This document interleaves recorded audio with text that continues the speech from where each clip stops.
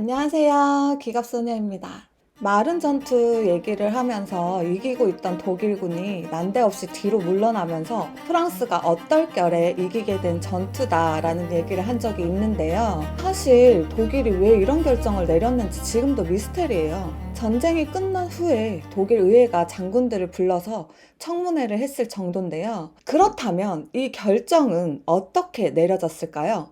여기서 리하르트 헨치 중령이라는 사람이 나옵니다. 이 사람이 철수 결정을 내렸어요. 근데 이건 말이 안 되지 않나요? 아니, 어떻게 중장도 아니고 중령이 전군을 철수하라고 명령을 할 수 있었던 거지?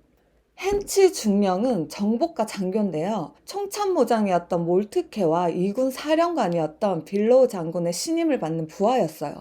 그러니 이들을 대신해서 전선을 시찰하고 전황을 판단하라는 명령을 받았던 거죠. 총참모장의 위임장을 들고 전선 시찰을 나섰는데 당연히 계급만 중령이지 사실상 총참모장과 같은 권위를 쥐게 된 거였어요.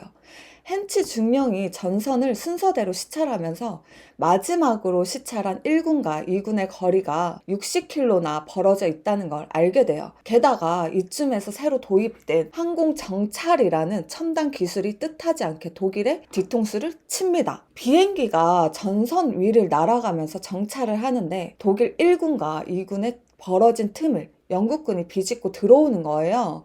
이걸 보고 헨치 중령은 엄청 당황해요. 영국 놈들이 드디어 쳐들어왔네 했던 거죠.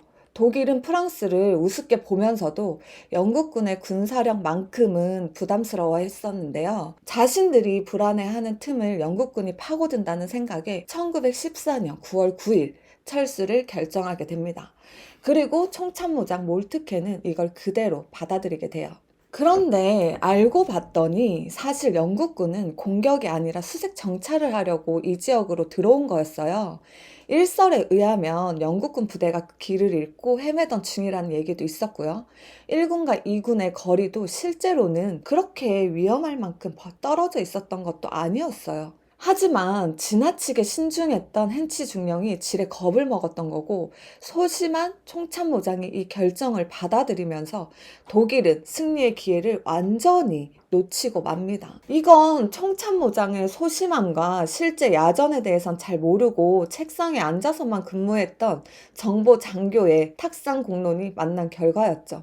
이 판단으로 독일은 파리에서 140km 떨어진 엔강 근처까지 철수하게 됩니다. 이쯤 되면 실리펜 계획이고 뭐고 이미 끝난 거죠. 이 작전 실패로 9월 14일 총참모장 몰트케가 해임됩니다. 그리고 그 자리를 에리 폰 팔켄하인이 대신하게 되는데요. 이 사람이 바로 우리가 1차 대전이라고 하면 가장 먼저 머리에 떠올리게 되는 지옥의 참호전을 만든 사람이에요. 실리펜 계획의 실패로 독일은 결국 서쪽으로는 프랑스와 영국, 동쪽으로는 러시아와 맞서야 하는 정말 상상하기도 싫었던 최악의 시나리오를 만나게 됩니다. 독일군의 군사력으로는 양쪽에서 동시에 싸우기는 힘드니까 선택할 수 있는 방법은 한쪽 전선을 틀어막는 거겠죠.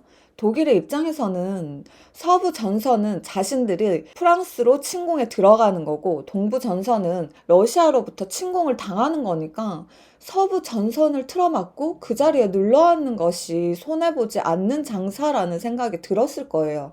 그래서 신인 총참모장 팔켄하임은 엔강 근처까지 물러나 있던 독일군에게 참호를 파고 철조망을 치고 기관총을 배치해서 강력한 방어선을 구축할 것을 명령합니다. 참호라는 것은 적의 직사화기로부터 몸을 보호하기 위해서 도랑 정도 깊이의 땅을 파는 게 보통인데요. 이때 독일이 만든 참호는 완전 지상 요새였어요. 독일이 참호를 파고 강력한 방어선을 구축하니까 영국과 프랑스도 참호를 안 팔 수가 없었는데요. 이들은 아무래도 공격자의 입장에서 참호를 파다 보니까 참호 자체의 내구성이 그렇게 뛰어나지 않았어요. 하지만 방어자의 입장인 독일이 만든 참호는 차원이 달랐던 거죠. 말 그대로 이건 그냥 참호가 아니라 요새였던 거예요. 영화 1917을 보면 이런 모습이 아주 잘 묘사되어 있었는데요. 독일은 아예 이곳에 눌러 앉을 생각이었기 때문에 참호 안에 책상이나 뭐 침상 뭐 이런 것까지 다 설치해두고 워낙 튼튼하게 지어서 웬만한 폭격에는 끄떡도 안 했다고 해요. 처음엔 엔강 근처에 참호를 팠지만 상대가 자꾸 참호의 옆을 이렇게 돌아서 공격하니까 참호를 계속 더 팔 수밖에 없게 돼요. 결국 1914년 12월까지 영국, 프랑스, 독일이 판 참호는 스위스에서 영국 해협까지 이르게 되는데요. 그 거리가 무려 1000km였다고 합니다. 여기서 무려 4년 동안 엄청나게 처참했던 전쟁, 참호전이 벌어지게 됩니다. 구독이, 좋아요, 알림이 꼭꼭 눌러주세요. 좋은 하루 되세요. 안녕.